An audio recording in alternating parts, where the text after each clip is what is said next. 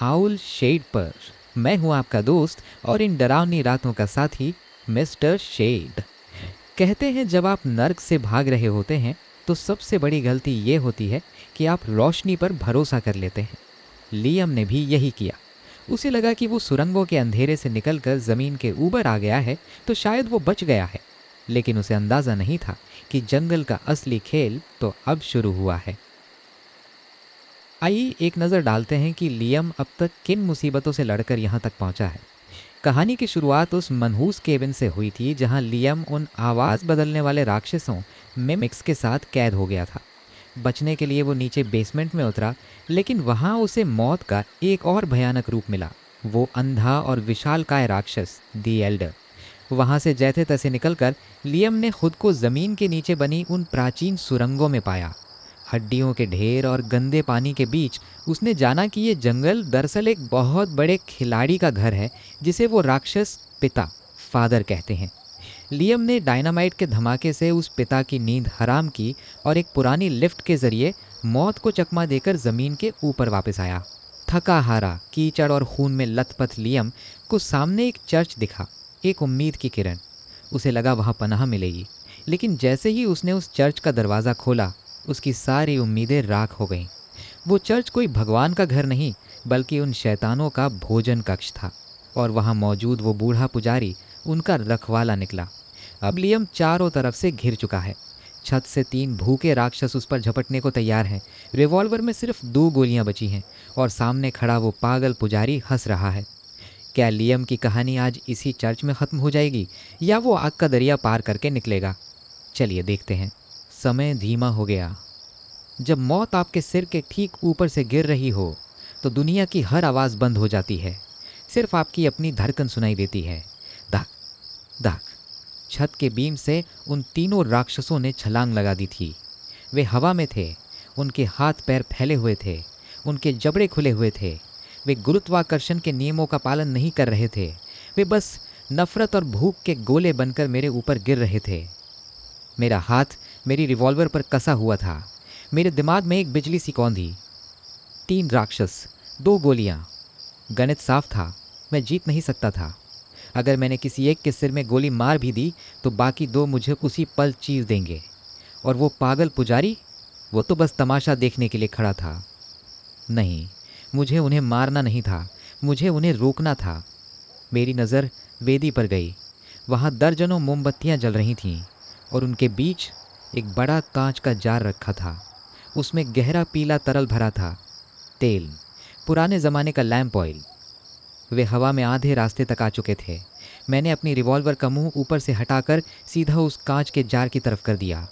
नर्क में तुम्हारा स्वागत है, मैंने दांत पीसते हुए कहा। धाएं। मेरी सेकंड लास्ट गोली चली। निशाना सटीक था। गोली कांच के जार से टकराई। छननन। कांच के टुकड़े और तेल एक फव्वारे की तरह हवा में उड़ गए।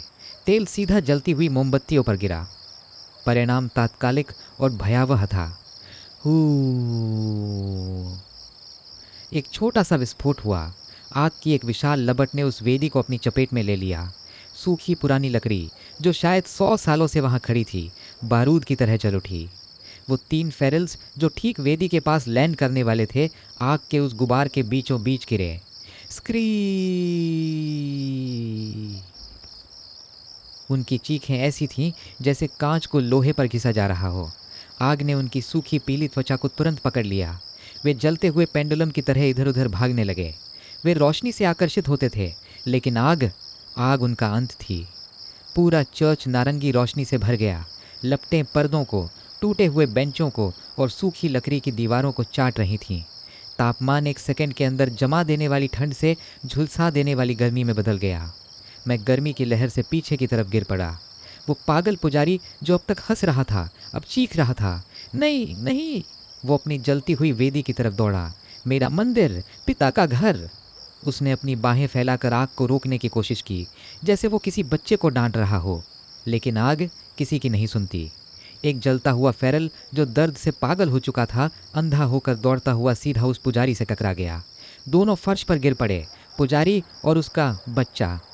राक्षस ने पुजारी को अपनी जलती हुई बाहों में जकड़ लिया। पुजारी की चीखें अब लपटों की गड़गड़ाहट में दबने लगी थीं। वो अपने ही देवताओं द्वारा भस्म किया जा रहा था। मेरे पास रुककर ये तमाशा देखने का वक्त नहीं था। आग तेजी से फैल रही थी। धुआं, काला और जहरीला धुआं छत की तरफ भर रहा था।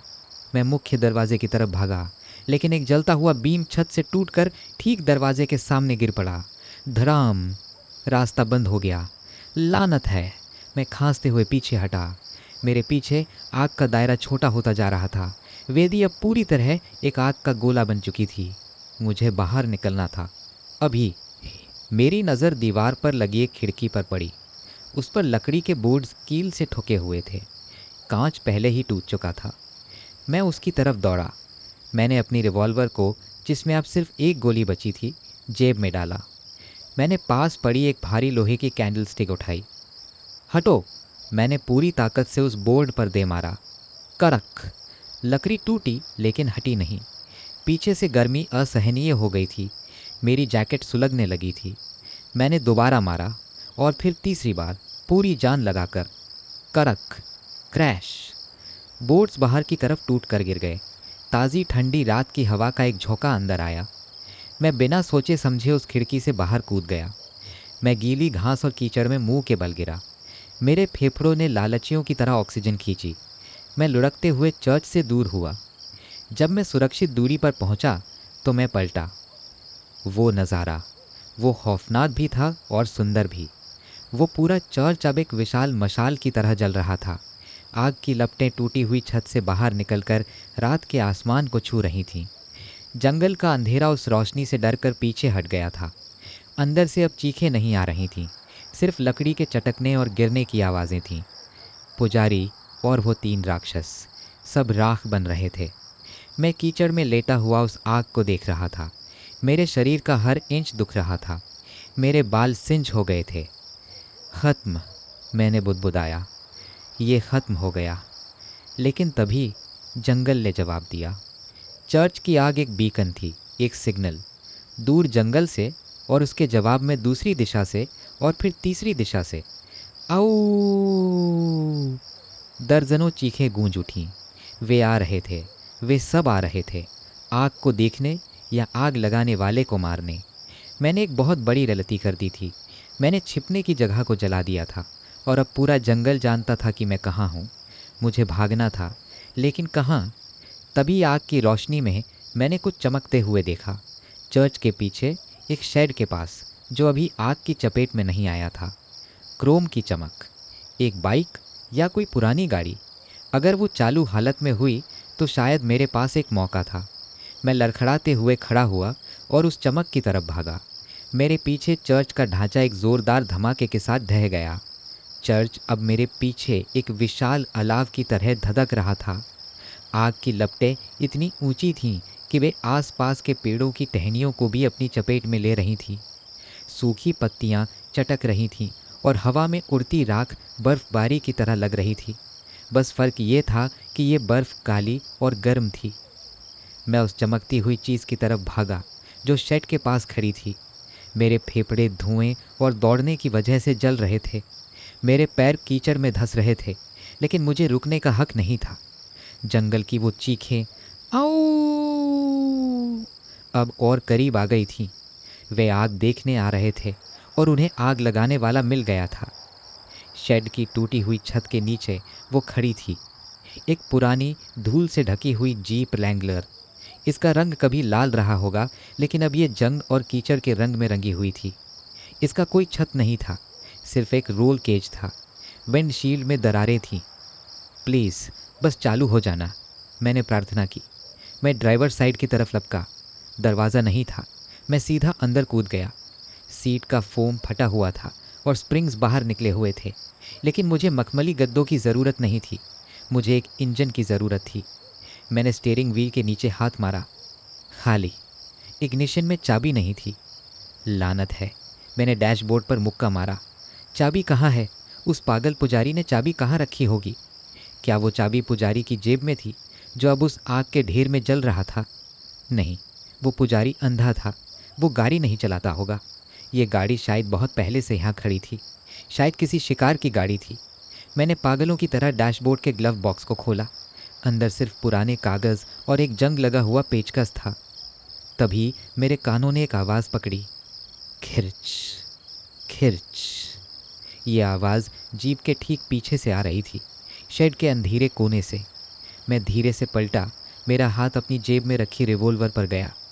एक गोली, सिर्फ एक गोली। शेड की परछाई से एक आकृति बाहर निकली। ये वो नहीं था जिसकी मुझे उम्मीद थी। ये कोई फेरल नहीं था, ये एक कुत्ता था, या कम से कम ये कभी कुत्ता रहा होगा। अब ये हड्डियों का ढांचा था जिसकी त्वचा पर घाव थे। ये उनका पालतू जानवर था। वो गुर्रा रहा था, उसके मुंह से झाग निकल रहा था। वो जीप के पिछले टायर के पास खड़ा था और उसके ठीक बगल में शेड की दीवार पर लगी एक कील पर धातु का एक गुच्छा लटक रहा था। चाबियाँ, वे वहाँ थीं, जीप से सिर्फ 5 कदम दूर। लेकिन उन 5 कदमों के बीच वो नर्क का कुत्ता खड़ा था। कुत्ते ने छलांग लगाने के लिए अपनी मांसपेशियों को सिकोड़ा। मेरे पास रिवॉल्वर निकालने का वक्त नहीं था और ना ही मैं अपनी आखिरी गोली एक कुत्ते पर बर्बाद कर सकता था। मैंने ग्लव बॉक्स से वो जंग लगा हुआ पेचकस उठाया। कुत्ता कूदा। मैं अपनी सीट से नीचे झुका। कुत्ता मेरे ऊपर से हवा में उड़ता हुआ निकल गया। उसके दांत मेरी जैकेट की बाह को चीरते हुए निकल गए। वो जीप की दूसरी तरफ ज़मीन पर गिरा। मैं मौका नहीं गंवा सकता था। मैं जीप से बाहर कूदा, कीचड़ में फिसलता हुआ दीवार तक पहुंचा। मैंने चाबियां झपकी। कुत्ता दोबारा हमला करने के लिए पलटा। वुफ। मैं वापस जीप की तरफ भागा। मैंने सीट पर छलांग लगाई और इग्निशन में चाबी घोंप दी। मेरा हाथ कांप रहा था। Click kick kick kick kick. Engine ने एक मरी हुई आवाज़ निकाली। बैटरी बहुत पुरानी थी। कम ऑन कम ऑन, मैं चिल्लाया। कुत्ता अब जीप के अंदर कूदने की कोशिश कर रहा था।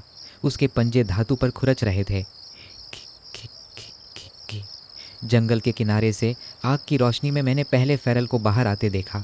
वो दौड़ रहा था। उसके पीछे दूसरा, तीसरा। वे आ चुके थे। मैंने क्लच दबाया और एक्सेलरेटर को पंप किया। जाग जा मेरे भाई, मैंने चाबी घुमाई। वुरुम, धड़ धड़ धड़ धड़ धड़। इंजन ने खासा काला धुआं उगला और फिर एक ज़ोरदार दहाड़ से जिंदा हो गया। पूरा वाहन कांप उठा। कुत्ता, जो अब ड्राइवर सीट पर चढ़ने ही वाला था, इंजन की आवाज़ और धुएं से डरकर पीछे गिर पड़ा। मैंने गियर डाला। वो इतनी ज़ोर से अटका कि मुझे लगा गियर बॉक्स टूट गया है। मैंने क्लच छोड़ा। टायर कीचड़ में घूमे, कीचड़ हवा में उड़ा और जीप ने एक झटके से आगे छलांग लगाई। बम। मैंने उस कुत्ते को टक्कर मारी या नहीं मुझे नहीं पता। मैंने पीछे मुड़कर नहीं देखा। मैं चर्च के जलते हुए खंडहर से दूर उस कच्चे रास्ते पर जीप दौड़ा रहा था जो जंगल के अंधेरे में गायब हो रहा था। हवा मेरे चेहरे पर थप्पड़ मार रही थी। जीप की हेडलाइट्स में से सिर्फ एक काम कर रही थी और वो भी टिमटिमा रही थी। वो रोशनी पेड़ों के तनों को चीरती हुई एक भूतिया रास्ता दिखा रही थी। रास्ता बहुत ख़राब था। जीप हर पत्थर और गड्ढे पर उछल रही थी। मेरा सिर रोल केज से टकराते टकराते बचा, लेकिन मैं रुका नहीं। मैंने स्पीडोमीटर देखा, 40 मील प्रति घंटा। इस रास्ते पर यह आत्महत्या थी। अचानक जीप के साइड मिरर में मैंने कुछ देखा। पीछे उस रास्ते पर परछाइयाँ दौड़ रही थीं। वे जीप का पीछा कर रहे थे और वे धीमे नहीं थे। वे 4 पैरों पर सरपट दौड़ रहे थे। पेड़ों के बीच से छलांगे लगा रहे थे। वे शॉर्टकट ले रहे थे। एक फेरल ने बगल वाले पेड़ से छलांग लगाई। धम। वह जीप के हुड पर आ गिरा। उसका चेहरा विंडशील्ड के ठीक सामने था। वह उल्टा लेटा हुआ था। उसके पंजे वाइपर को उखाड़ रहे थे। वह कांच तोड़ने की कोशिश कर रहा था। तारीख गलत है दोस्त, मैं चिल्लाया।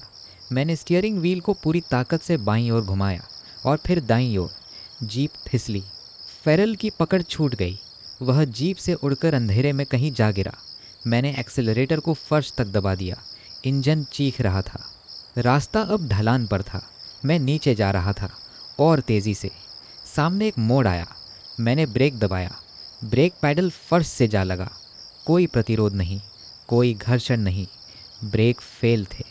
जीप पूरी रफ्तार से उस मोड़ की तरफ बढ़ रही थी और मोड़ के उस पार सिर्फ खाली आकाश था, खाई। ब्रेक पैडल फर्श से सटा हुआ था और जीप एक बेकाबू जानवर की तरह खाई के मुहाने की तरफ दौड़ रही थी। मेरे सामने सड़क एक तीखे मोड़ पर ख़त्म हो रही थी और उस मोड़ के उस पार सिर्फ काला खाली आकाश था। रुक जा, मैं चिल्लाया और मैंने हैंड ब्रेक को पूरी ताकत से ऊपर खींचा। पिंग! एक धातु के टूटने की तीखी आवाज़ आई। केबल टूट गई थी। जीप की रफ्तार ज़रा भी कम नहीं हुई। अब मेरे पास सोचने के लिए 1 सेकंड से भी कम समय था। अगर मैं मोड़ काटने की कोशिश करता तो जीप पलट जाती और पेड़ों से टकराकर मैं वहीं ख़त्म हो जाता। अगर मैं सीधा जाता तो मैं उड़ जाता। मैंने स्टीयरिंग व्हील को कसकर पकड़ लिया। मैंने अपनी आंखें नहीं मूंदी। मैं देखना चाहता था कि मेरा अंत कैसा दिखता है। जीप ने सड़क का किनारा छोड़ दिया। एक पल के लिए हम हवा में थे। मैं, वो जंग लगा लोहा और मेरा अधूरा डर। जीप का इंजन अभी भी दहाड़ रहा था, लेकिन टायरों के नीचे ज़मीन नहीं थी। गुरुत्वाकर्षण ने एक गहरी सांस ली और फिर हमें नीचे खींच लिया। धम। जीप का अगला हिस्सा नीचे की ढलान पर उगे पेड़ों की चोटियों से टकराया। Crash, crunch. विंडशील्ड चकनाचूर हो गई। कांच के टुकड़े मेरे चेहरे पर बारिश की तरह गिरे। जीप किसी खिलौने की तरह लुढ़क गई। दुनिया गोल गोल घूमने लगी, ऊपर नीचे काला नीला। धड़ाम, एक पेड़ से टक्कर। खिरच, लोहा मुड़ने की आवाज़। बम, ज़मीन पर गिरने की आवाज़। हर टक्कर के साथ मेरे शरीर को एक नया झटका लग रहा था। मेरा सिर रोल केज से टकराया। मेरी पसलियों में एक तेज़ दर्द उठा, जैसे किसी ने गर्म सलाख घोंप दी। और फिर एक आखिरी ज़ोरदार धमाके के साथ सब कुछ रुक गया। धुम। जीप अब सीधी नहीं थी, वो टेढ़ी पड़ी थी, शायद किसी बड़े पत्थर या पेड़ के तने के सहारे। इंजन बंद हो चुका था। सिर्फ रेडिएटर से निकलने वाली भाप की हिस की आवाज़ आ रही थी और कहीं दूर से जंगल के कीड़ों की आवाज़। मैं अपनी सीट बेल्ट में उल्टा लटका हुआ नहीं था। शुक्र है कि जीप में सीट बेल्ट नहीं थी। मैं डैशबोर्ड के नीचे पैसेंजर सीट के पास एक गठरी बनकर पड़ा था। क्या मैं जिंदा हूँ? मैंने अपनी उंगलियां हिलाईं, हिल रही थीं। मैंने सांस ली। आह! मेरी पसलियां चीख उठीं, शायद टूटी थीं। मेरे माथे से कुछ गर्म बह रहा था, खून। मैं कराहते हुए हिला। जीप का ढांचा मेरे चारों तरफ दबा हुआ था। मुझे बाहर निकलना था। अगर इसमें आग लग गई तो मैं जिंदा भून जाऊंगा। मैं कीचड़ में रेंगता हुआ टूटे हुए दरवाजे की जगह से बाहर निकला। ठंडी हवा ने मेरे चेहरे को छुआ। मैं लड़खड़ाते हुए खड़ा हुआ। मेरा सिर चकरा रहा था। मुझे चक्कर आ रहे थे। मैंने अपने आसपास देखा। मैं सड़क से काफ़ी नीचे एक गहरी खाई रवीन की तलहगी में था। ऊपर, बहुत ऊपर, मुझे वो सड़क दिख रही थी जहाँ से मैं गिरा था। वहाँ किनारे पर टॉर्च जैसी कई सारी पीली आंखें चमक रही थीं। वे नीचे झांक रहे थे, लेकिन वे तुरंत नीचे नहीं आ रहे थे। क्यों? मैंने अपनी नज़रें अपनी ही सतह पर घुमाईं। चांदनी बादलों से छनकर इस खाई में गिर रही थी और उस मध्यम रोशनी में मैंने देखा कि मैं कहाँ गिरा हूँ। ये सिर्फ जंगल नहीं था, मेरे चारों तरफ गाड़ियाँ थीं। पुरानी गाड़ियाँ, जंग लगी हुई, टूटी हुई और लताओं से ढकी हुई। मेरे दाईं ओर एक 1970s के दशक की सेडान थी जिसका रंग उड़ चुका था। मेरे बाईं ओर एक 90s के दशक की फैमिली वैन थी जिसके दरवाजे खुले हुए थे। और आगे एक पुलिस क्रूज़र जो शायद 20 साल पहले यहाँ गिरी होगी। ये एक लोहे का कब्रिस्तान था। दशकों से जो भी लोग इस नेशनल पार्क में गायब हुए थे, जिनकी तलाश पुलिस और रेंजर्स ने की थी और कभी कुछ नहीं मिला, वे सब यहाँ थे। फेरल्स उन्हें सड़क से धक्का देते थे या वे खुद भागते हुए यहाँ गिरते थे और फिर वे बस यहीं सड़ने के लिए छोड़ दिए जाते थे। ये नज़ारा किसी हॉरर मूवी के सेट से भी ज़्यादा भयानक था। हर गाड़ी एक कहानी थी, एक अधूरी जिंदगी थी। अचानक ऊपर से आवाज़ आई, सरसराहट। वे नीचे आ रहे थे। वे पेड़ों और चट्टानों को पकड़कर खाई में उतर रहे थे। वे अपना शिकार छोड़ने वाले नहीं थे। मुझे छिपना था या भागना था। मैंने अपनी जेब टटोली। रिवॉल्वर। वो मेरी जेब में नहीं थी, गिरने के दौरान निकल गई होगी। नहीं नहीं नहीं, मैं पैनिक में आ गया। मैं वापस जीप के मलबे की तरफ झुका। मैंने कीचड़ में हाथ मारा। कांच के टुकड़े मेरे हाथों में चुभ रहे थे। कहाँ है? कहाँ है? ऊपर से पत्थरों की लुढ़कने की आवाज़ आई। वे अब आधे रास्ते तक आ चुके थे। मेरी उंगलियां किसी ठंडी धातु की चीज़ से टकराईं। रिवॉल्वर। मैंने उसे खींचा। वो कीचड़ से सनी थी। मैंने उसे अपनी शर्ट से पूछा। सिलेंडर चेक किया। एक गोली। वो अभी भी अपनी जगह पर थी। मेरी आखिरी उम्मीद। मैं जीप से दूर भागा। मैं उन पुरानी मरी हुई वाहनों के बीच से रास्ता बनाते हुए आगे बढ़ा। छिपाव, मुझे कोई छिपाव चाहिए, मैं बुदबुदाया। मैं पुलिस क्रूज़र के पास से गुजरा। उसके अंदर एक कंकाल वर्दी में बैठा था। मैंने उसे नज़रअंदाज किया। खाई आगे जाकर संकरी हो रही थी। गाड़ियाँ कम होती जा रही थीं और प्राकृतिक गुफाएं शुरू हो रही थीं। लेकिन तभी मेरे सामने एक अजीब सी चीज़ आई। गाड़ियों के कब्रिस्तान के बिल्कुल अंत में, खाई की दीवार में, एक विशालकाय गुफा का मुहाना था। लेकिन ये सामान्य गुफा नहीं थी। गुफा के मुहाने पर हड्डियों को सजाया गया था। बड़ी हड्डियाँ, शायद मूस या भालू की। उन्हें एक मेहराब की तरह बनाया गया था। और उस गुफा के अंदर से एक फीकी हरी सी रोशनी आ रही थी और एक आवाज़, वही हम जो मैंने माइनिंग पिट के पास सुनी थी। लेकिन यहाँ ये आवाज़ बहुत गहरी थी, जैसे ये धरती के पेट से आ रही हो। मेरे पीछे फेरल्स अब खाई की तलहटी पर उतर चुके थे। मैं उनके पैरों की छप छप सुन सकता था। वे गाड़ियों के बीच मुझे सूंघ रहे थे। मेरे पास दो रास्ते थे। एक, यहीं रुककर अपनी एक गोली से किसी एक को मारना और फिर मर जाना। दो, उस डरावनी हड्डियों से सजी गुफा के अंदर जाना जहाँ से वो हरी रोशनी आ रही थी। शैतान का घर या शैतान के कुत्ते, मैंने सोचा। मैंने गुफा की तरफ कदम बढ़ाया। जैसे ही मैं उस हड्डियों के मेहराब के नीचे से गुजरा, मुझे लगा जैसे मैंने एक अदृश्य पर्दा पार कर लिया हो। हवा बदल गई। यहाँ ठंड नहीं थी, यहाँ उमस थी और बदबू। यहाँ सड़े हुए मांस की बदबू नहीं थी, यहाँ एक अजीब सी मीठी महक थी, फूलों जैसी, लेकिन ऐसी जो आपको बीमार कर दे। मैं गुफा के अंदर चला गया और मेरे पीछे फेरल्स गुफा के मुहाने पर आके रुक गए। वे अंदर नहीं आए। वे हड्डियों के मेहराब के बाहर खड़े होकर गुर्रा रहे थे, लेकिन किसी ने भी अंदर कदम रखने की हिम्मत नहीं की। ये जगह उनके लिए भी वर्जित थी। ये पिता का शयन कक्ष था। गुफा के उस पार की दुनिया वो किसी दूसरी दुनिया जैसी थी। मेरे पीछे हड्डियों के मेहराब के बाहर वो फेरल्स अभी भी गुर्रा रहे थे, लेकिन उनकी आवाज़ें अब दूर होती जा रही थीं, जैसे इस गुफा की हवा ने ध्वनि को निगल लिया हो।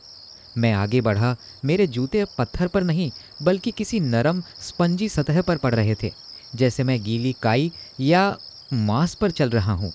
हवा में वो मीठी नशीली महक इतनी तेज़ थी कि मेरा सिर हल्का होने लगा। ये फूलों की खुशबू नहीं थी, ये बहुत ज़्यादा पके हुए फलों की गंध थी, मीठी, चिपचिपी और सड़ांध के कगार पर। गुफा चौड़ी हो गई और वो हरी रोशनी, अब मैं देख सकता था कि वो कहाँ से आ रही है। ये कोई बिजली का बल्ब नहीं था। छत से, दीवारों से और ज़मीन से विशालकाय मशरूम उगे हुए थे। कुछ मेरे घुटनों तक थे, कुछ पेड़ों जितने ऊंचे। वे एक बीमार पेल ग्रीन रोशनी में चमक रहे थे, लेकिन ये सामान्य मशरूम नहीं थे। जब मैं एक बड़े मशरूम के पास से गुजरा तो मैंने देखा कि उसके तने पर नसें थीं, नीली और लाल नसें, जिनमें कुछ बह रहा था। वे सांस ले रहे थे। फूलना पिचकना, फूलना पिचकना। ये क्या बला है? मैंने अपनी नाक पर हाथ रख लिया। ये एक बगीचा था, लेकिन पौधों का नहीं, ये जीवित ऊतकों का बगीचा था। मैं सम्मोहित सा आगे बढ़ता गया। मेरी रिवॉल्वर का वज़न मेरे हाथ में बेमतलब लग रहा था। क्या मैं एक गोली से फफूंद को मार सकता हूँ? अचानक मेरा पैर किसी चीज़ में उलझ गया। मैं लड़खड़ाया, लेकिन गिरा नहीं। मैंने नीचे देखा। जड़ें, मोटी रस्सियों जैसी जड़ें ज़मीन पर फैली हुई थीं। मैंने अपनी टॉर्च, जो अब बहुत धीमी हो चुकी थी, उस जड़ पर मारी। वो जड़ नहीं थी, वो एक बूट था, एक लेदर का हाइकिंग बूट। और वो बूट एक पैर से जुड़ा हुआ था, और वो पैर ज़मीन के अंदर उगा हुआ था। मैं डर के मारे पीछे हटा। मैंने टॉर्च की रोशनी को उस जड़ के पीछे दीवार की तरफ घुमाया। वहाँ दीवार के साथ सटा हुआ एक इंसान था, या जो कुछ भी उससे बचा था। वो एक आदमी था जिसने पुराने ज़माने के कपड़े पहने थे, शायद 1950 के दशक के। उसका आधा शरीर दीवार का हिस्सा बन चुका था। हरी काई और छोटे मशरूम उसकी त्वचा से उग रहे थे। उसका एक हाथ दीवार से बाहर निकला हुआ था, जैसे वो मदद मांग रहा हो, लेकिन उसकी उंगलियां अब लंबी जड़ों में बदल चुकी थीं, जो ज़मीन में धंस गई थीं। उसका चेहरा शांत था। उसकी आंखें बंद थीं। उसका मुंह थोड़ा खुला था और उसके मुंह के अंदर से एक सुंदर चमकदार फूल खिला हुआ था। वो मरा नहीं था, वो खाद बन गया था। हे भगवान! मैंने अपने चारों तरफ देखा। अब जब मुझे पता था कि क्या देखना है, तो मुझे वो हर जगह दिखाई देने लगे। दीवारों में, ज़मीन पर, बड़े मशरूमों के नीचे। दर्जनों लोग, औरतें, मर्द, शायद बच्चे भी। वे सब इस गुफा का हिस्सा बन चुके थे। वे इस बगीचे को अपनी जान खिला रहे थे। तो फेरल्स उन्हें खाते नहीं थे, वे उन्हें यहाँ लाते थे। नहीं, जो मर जाते थे या कमज़ोर होते थे, उन्हें पिट में फादर को खिलाया जाता था। लेकिन जो खास होते थे या जो खुद यहाँ तक पहुँच जाते थे, उन्हें ये गुफा अपना बना लेती थी। ये एक परजीवी जगह थी। मुझे एक अजीब सी खुजली महसूस हुई मेरे हाथ पर, जहाँ उस कुत्ते ने मुझे खरोंचा और जहाँ जीभ के कांच लगे थे। मैंने अपनी हथेली देखी। मेरे घावों से खून नहीं निकल रहा था, वहाँ से बहुत महीन हरे रंग के रेशे निकल रहे थे। हवा, इस हवा में बीजाणु हैं, ये संक्रमित कर रहे हैं। अगर मैं यहाँ ज़्यादा देर रुका तो मैं भी इस दीवार का एक हिस्सा बन जाऊँगा, मेरे मुंह से भी फूल उगेंगे। भागो लियम, मैंने खुद को कोसा, रास्ता ढूंढो। मैं लड़खड़ाते हुए आगे बढ़ा उस बगीचे की गहराई में, क्योंकि पीछे जाने का मतलब था फेरल्स के हाथों मरना, और यहाँ रुकने का मतलब था ये बनना। गुफा अब एक विशाल गुंबद में खुल रही थी, और उस गुंबद के बिल्कुल बीचों बीच वो खड़ा था। वो कोई इमारत नहीं थी, वो कोई मशीन नहीं थी, वो एक विशाल काय दिल जैसा था। मांस और जड़ों से बना एक 15 फीट ऊंचा ढांचा जो छत से लटकता हुआ था और ज़मीन से जुड़ा हुआ था। वो धड़क रहा था, धक धक धक धक। उसकी धड़कन की आवाज़ ही वो हम मम थी जो मुझे बाहर सुनाई दे रही थी। और उस दिल के सामने एक छोटा सा तालाब था, चमकदार हरे पानी का तालाब, और तालाब के किनारे एक शख्स खड़ा था। उसने रेंजर की वर्दी पहनी थी, फटी हुई पुरानी वर्दी। उसकी पीठ मेरी तरफ थी। वो उस धड़कते हुए दिल को देख रहा था। क्या ये एक और कंकाल था, एक और मूर्ति? तभी उसने अपना सिर घुमाया, धीरे धीरे। उसका चेहरा आधा इंसान का था और आधा पेड़ का।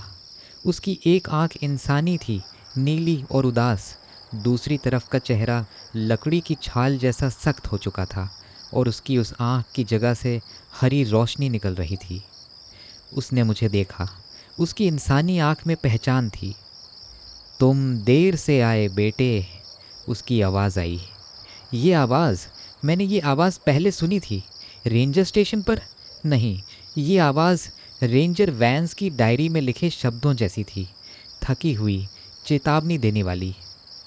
वैंस, मैंने अविश्वास से पूछा। Ranger Vance? वो हंसा, एक सूखी लकड़ी के चटकने जैसी हंसी। वैंस मर गया बेटे, बहुत साल पहले। अब मैं सिर्फ माली हूँ, द गार्डनर। उसने उस विशाल धड़कते हुए दिल की तरफ इशारा किया। और पिता तुमसे मिलना चाहते हैं। उसने अपना हाथ उठाया।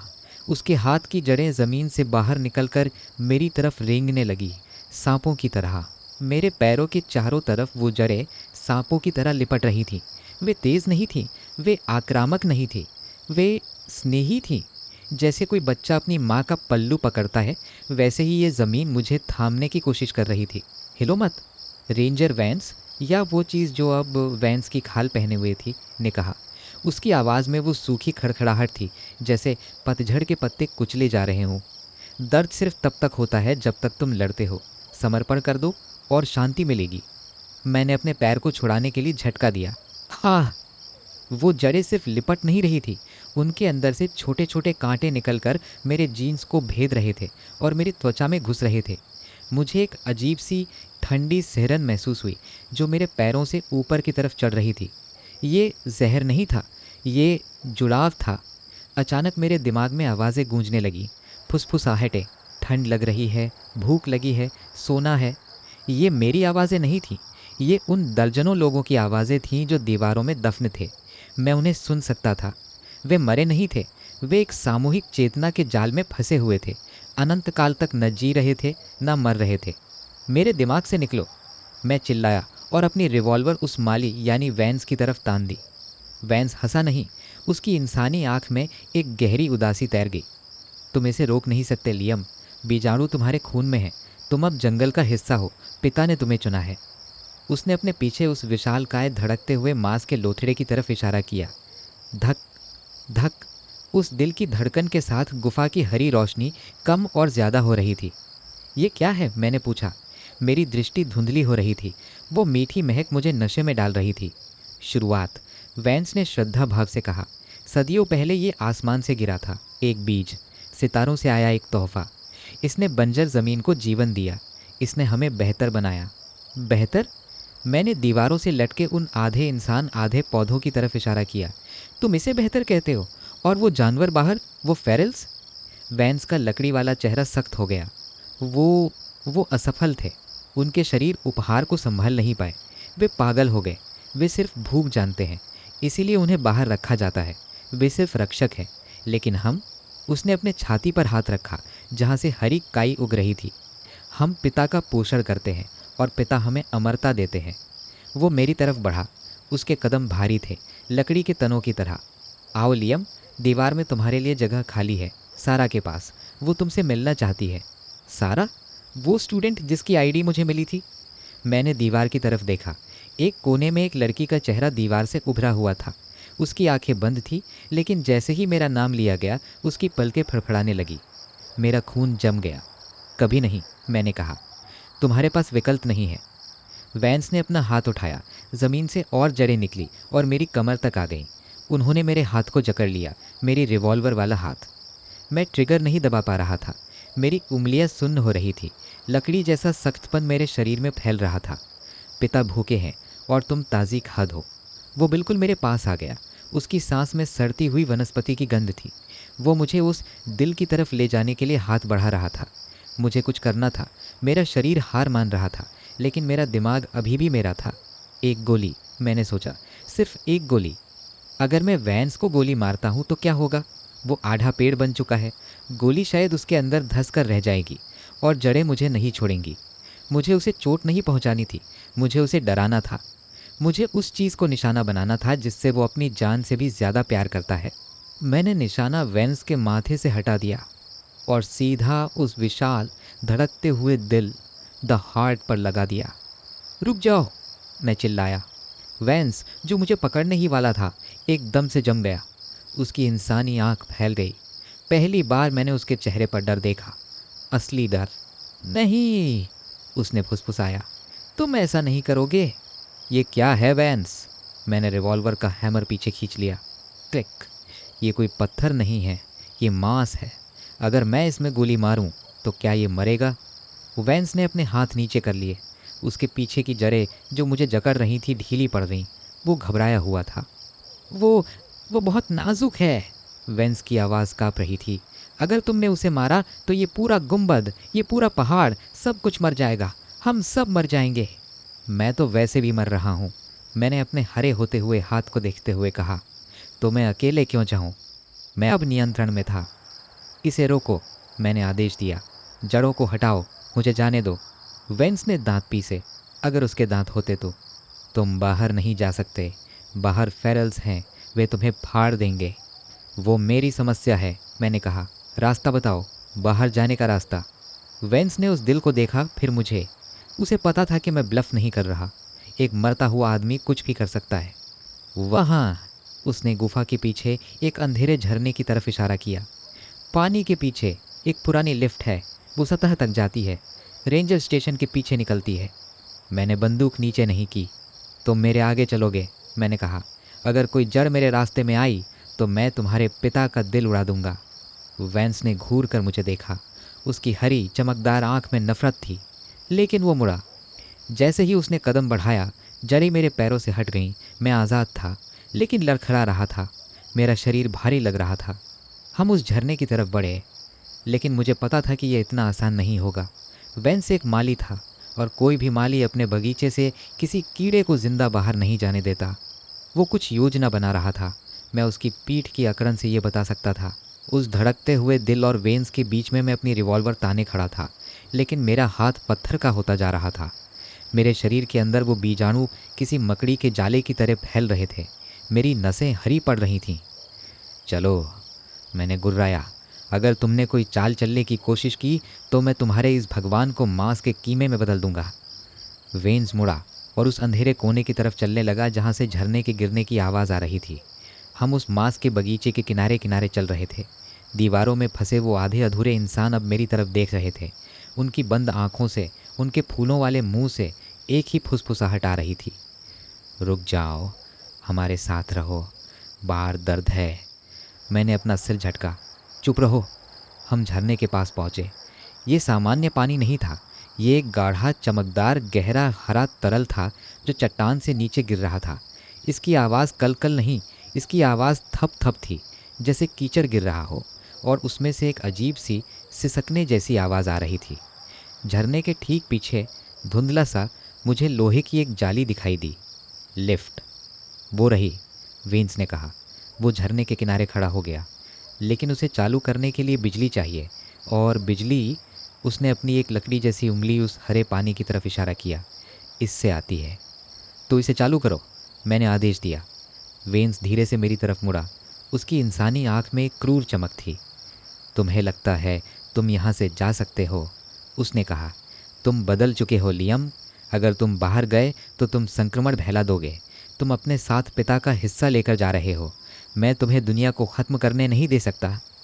मैं दुनिया की चिंता बाद में करूँगा, अभी मुझे बस इस गुफा से बाहर निकलना है। मैंने कदम बढ़ाया।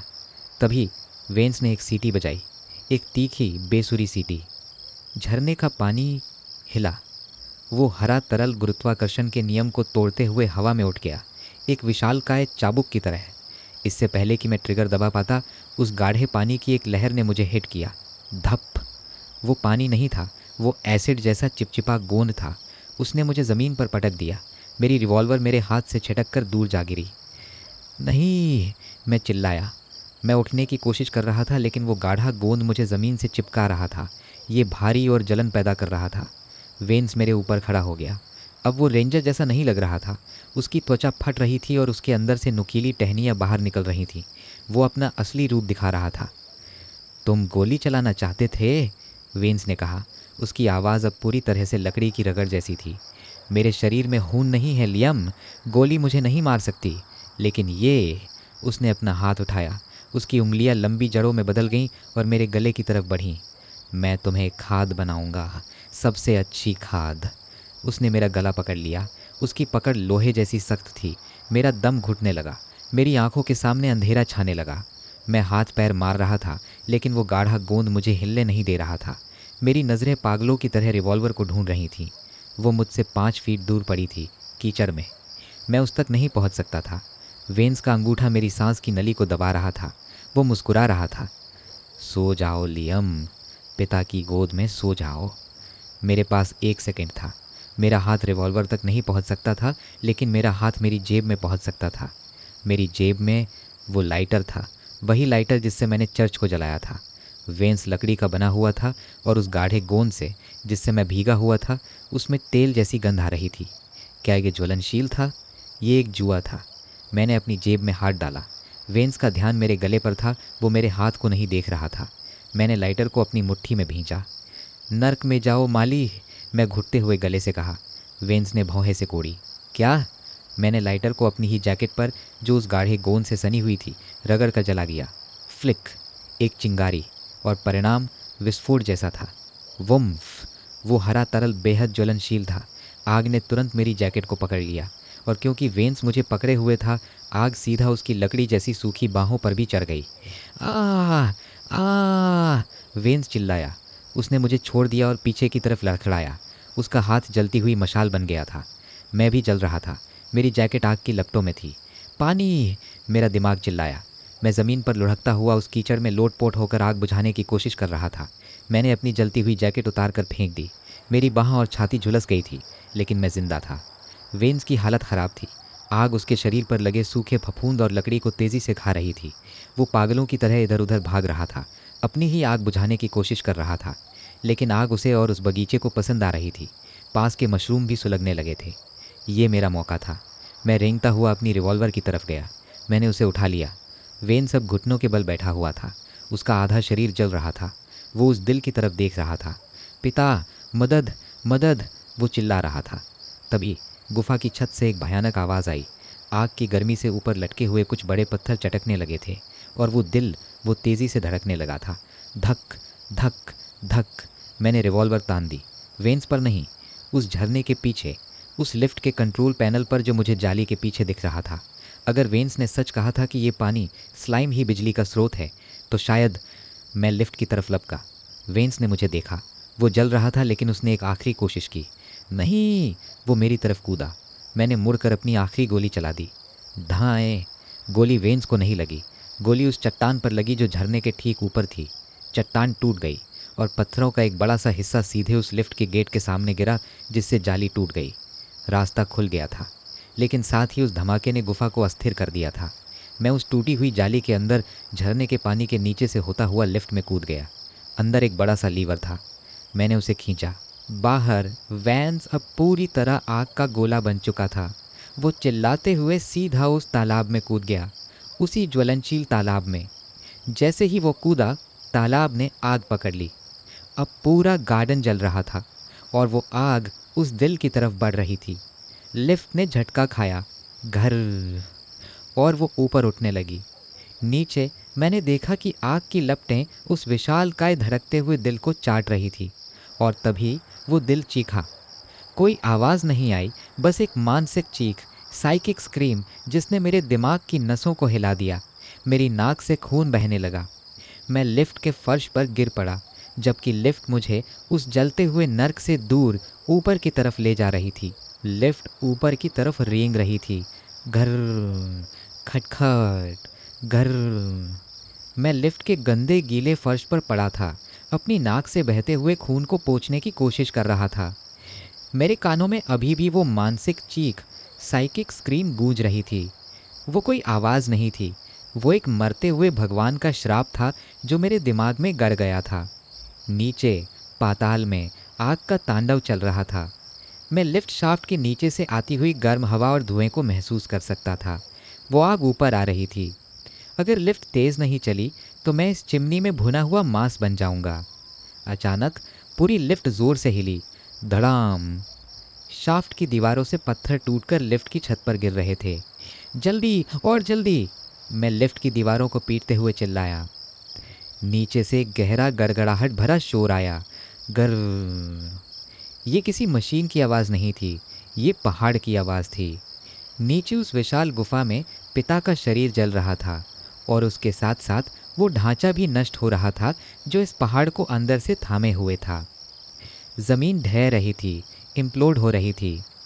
लिफ्ट ने एक और झटका खाया। लोहे की केबल्स तनाव से पिंग पिंग कर रही थी। मैं कोने में दुबक गया। मेरी नज़र मेरे बाएं हाथ पर पड़ी, वही हाथ जो आग से झुलस गया था। जली हुई त्वचा के नीचे कुछ चमक रहा था, नसों में। मेरी नसें अब नीली नहीं थी, वे एक पीखे फ्लोरसेंट हरे रंग में चमक रही थी और वे धड़क रही थीं। नीचे पहाड़ के टूटने की लय के साथ साथ मेरी नसें भी धड़क रही थीं। धम धक, धम धक। नहीं, ये नहीं हो सकता। मैंने अपने नाखूनों से अपनी ही त्वचा को खुरचने की कोशिश की। निकल जाओ, मेरे अंदर से निकल जाओ।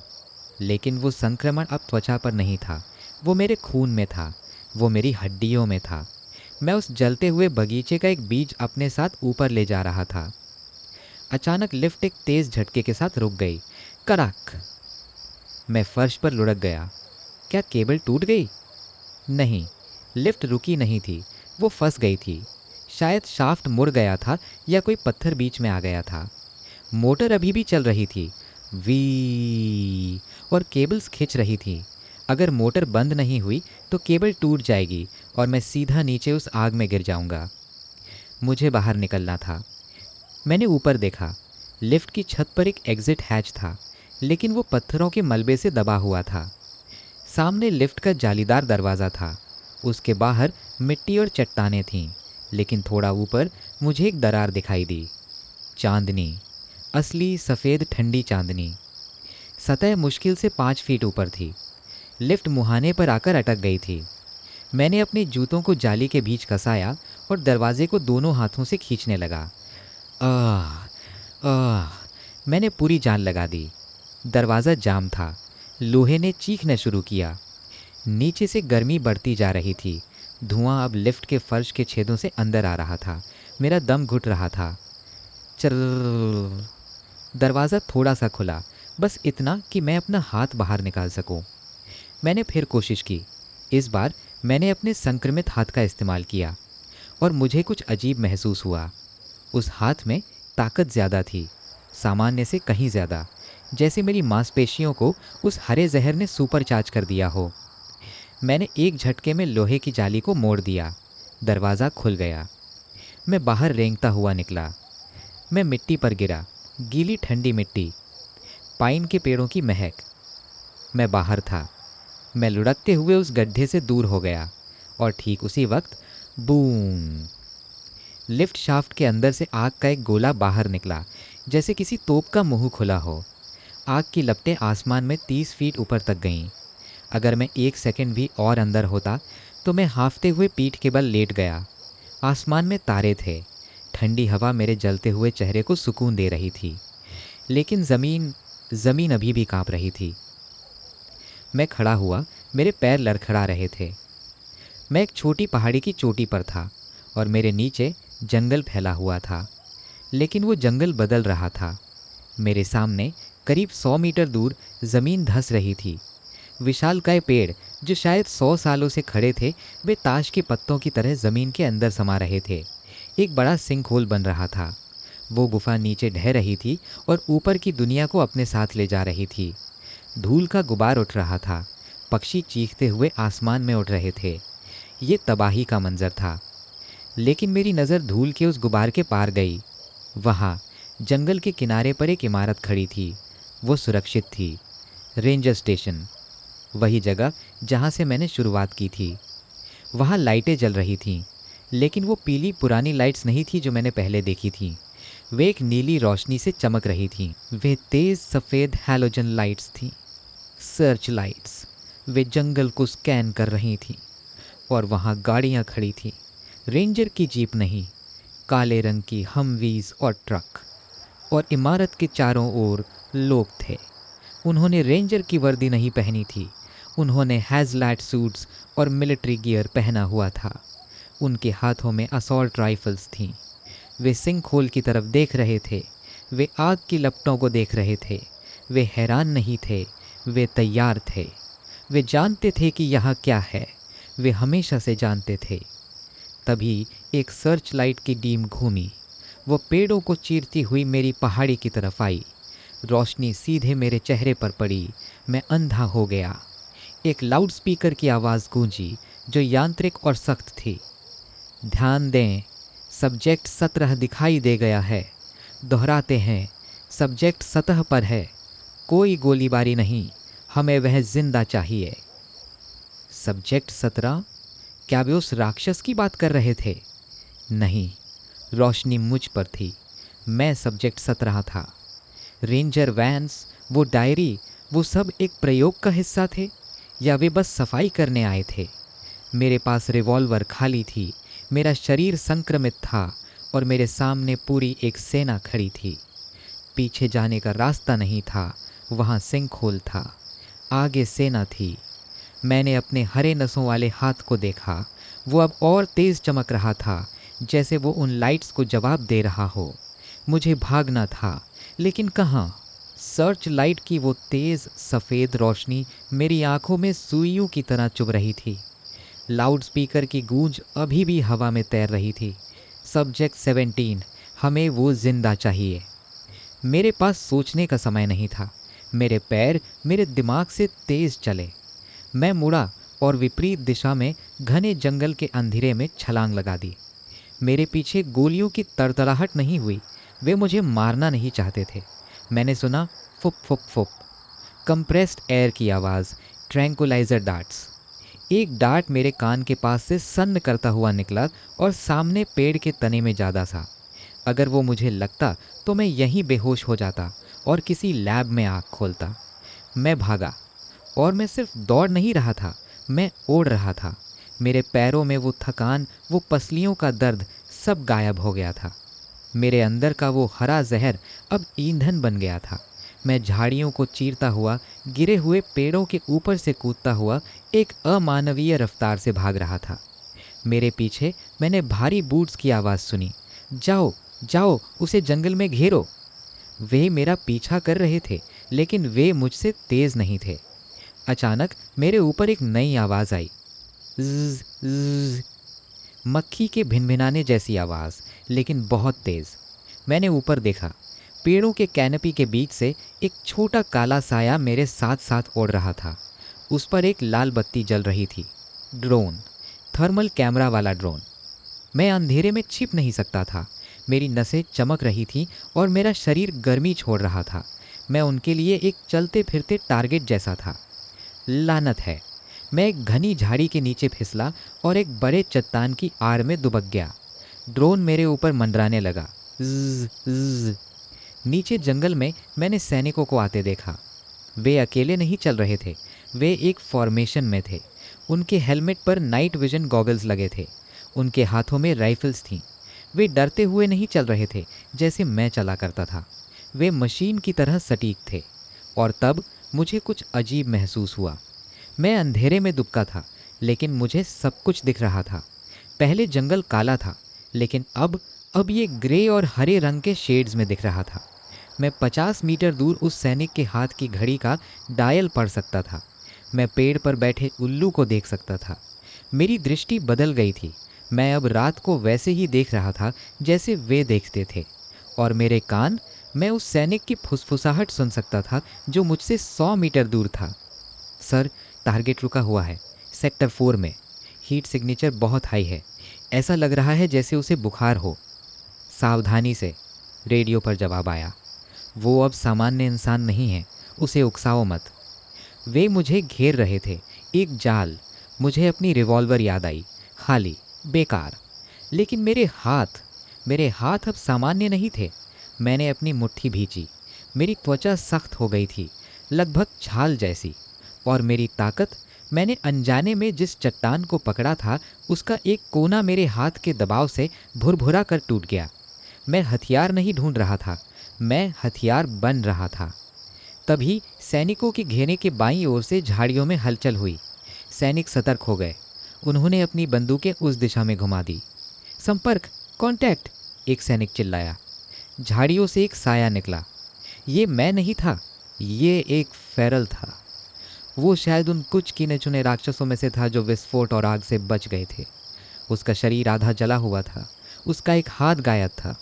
वो दर्द और पागलपन में अंधा हो चुका था। उसने सैनिकों को देखा और उन पर झपट पड़ा। Screech, fire, foot foot foot foot. सैनिकों की बंदूकें साइलेंसर वाली थीं। गोलियों ने फेरल के सीने को छलनी कर दिया, लेकिन फेरल रुका नहीं। वो अपनी आखिरी सांस तक लड़ रहा था। उसने एक सैनिक को टक्कर मारी और उसे जमीन पर गिरा दिया। सैनिक चिल्लाया, अफरा तफरी मच गई। ड्रोन का कैमरा उस लड़ाई की तरफ घूम गया। यही मेरा मौका था। जबकि उनका ध्यान उस फेरल पर था, मैं चट्टान के पीछे से निकला। मैं विपरीत दिशा में भागा, उस तरफ जहाँ खाई थी, जहाँ नदी थी। ड्रोन ने मुझे हिलते हुए देख लिया। वो वापस मेरी तरफ घूमा, लेकिन इस बार मैंने छिपने की कोशिश नहीं की। सामने एक ढलान थी, नीचे अंधेरे में नदी बह रही थी, तेज बहाव वाली नदी। रुक जाओ, वो नदी की तरफ जा रहा है, पीछे से आवाज़ आई। मैंने एक छलांग लगाई। हवा में मैं आज़ाद था। छबाक, मैं बर्फीले पानी में गिरा। पानी का बहाव मुझे किसी तिनके की तरह बहा ले गया। मैंने सांस रोकी और पानी के अंदर गहरा गोता लगा दिया। ठंडे पानी ने मेरे जलते हुए शरीर को राहत दी, और सबसे ज़रूरी बात, पानी ने मेरे हीट सिग्नेचर को छिपा दिया। ड्रोन ऊपर मंडराते रह गए। सर्च लाइट्स पानी की सतह को टटोलती रहीं, लेकिन मैं पानी के नीचे बहाव के साथ अंधेरे में बहता चला गया। उस जगह से दूर, उस रेंजर स्टेशन से दूर। मैं बच गया था फिलहाल। लेकिन जब मैं नदी के किनारे पर मीलों दूर कीचड़ में बाहर निकला और मैंने पानी में अपना प्रतिबिंब देखा, तो मैं रोना चाहता था, लेकिन आंसू नहीं आए। मेरी आंखों का सफ़ेद हिस्सा अब काला हो चुका था, और मेरी पुतलियाँ चमकदार फ्लोरेसेंट हरी थीं। मैं बच गया था, लेकिन लियम वही उस गुफा में मर चुका था। अब जो बाहर आया था वो सब्जेक्ट 17 था। तो दोस्तों, पानी के उस ठंडे बहाव ने लियम को फौज की गोलियों से तो बचा लिया, लेकिन उस जहर से कौन बचाएगा जो अब उसकी रगों में दौड़ रहा है। वो परछाई जो उसने पानी में देखी, वो किसी इंसान की नहीं थी। लियम अब वो नहीं रहा जो अपनी किताब लिखने इस जंगल में आया था। वो अब शिकार नहीं, शायद एक नया शिकारी बन चुका है। जंगल के नीचे वाला वो दिल जल चुका है। फौज जंगल को घेर चुकी है, और लियम, या कहूँ सब्जेक्ट 17, अब एक ऐसी भूख महसूस कर रहा है जो खाने से नहीं मिटती। क्या लियम अपनी इंसानियत के बचे खुचे टुकड़ों को बचा पाएगा, या वो भी उन्हीं फेरल्स की तरह एक जानवर बनकर रह जाएगा?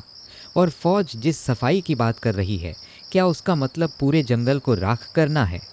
इस खूनी दास्ता का अंजाम, फिनाले क्या होगा? क्या लियम जिंदा बचेगा या वो एक एक्सपेरिमेंट बनकर रह जाएगा? ये जानने के लिए अभी उस सब्सक्राइब बटन को दबाएं और बेल आइकन को ऑन कर लें, क्योंकि अगला एपिसोड इस सीरीज़ का ग्रैंड फिनाले होने वाला है और आप उसे मिस नहीं करना चाहेंगे। अगर लियम के इस नए खौफनाक रूप ने आपके रोंगटे खड़े किए हैं तो वीडियो को लाइक ज़रूर करें। नीचे कमेंट्स में बताएं, अगर आप लियम की जगह होते और आपको पता चलता कि आप एक राक्षस बन रहे हैं तो आप क्या करते? खुद को ख़त्म कर लेते या फौज से बदला लेते? जल्द ही मिलेंगे आखिरी अध्याय के साथ। तब तक के लिए आईने में अपनी परछाई को गौर से मत देखिएगा, कहीं वो भी वापस आपको घूरने न लगे। Good night.